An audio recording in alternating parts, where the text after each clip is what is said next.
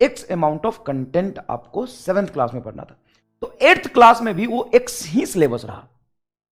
जब आप 9th में गए तो सिलेबस बहुत नॉमिनल चेंज हुआ, 1.2x हो गया, तो समझ लो 20% सिलेबस चेंज हुआ बस। जब आप 9th से 10th में गए तो वो सिलेबस 1.5x हो गया। जो 8th क्लास में x था ना, वो 3 साल बाद जब आप 10th क्लास में आए तो सिर्फ 1.5x हुआ। लेकिन जब आप 10th पास करके बोर्ड का पेपर देने के बाद 11th क्लास में आए, जिसमें बोर्ड भी नहीं होता, पता है आपको सिलेबस कितना गुना बढ़ गया? 10x हो गया। 1.5x से 10x सिलेबस हो गया। 500% सिलेबस ज्यादा हो गया, 6 गुना ज्यादा पढ़ना आपको। कंटेंट का अमाउंट बहुत बढ़ गया, 500 प्लस बढ़ गए।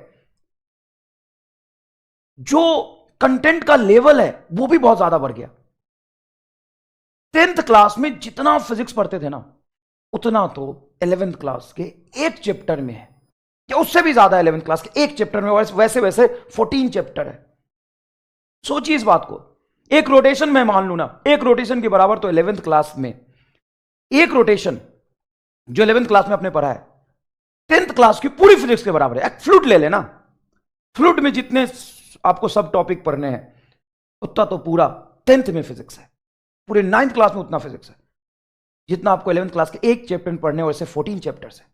क्वेश्चन का लेवल बढ़ गया, कंपटीशन बढ़ गया, आपको टेस्ट देना होता है।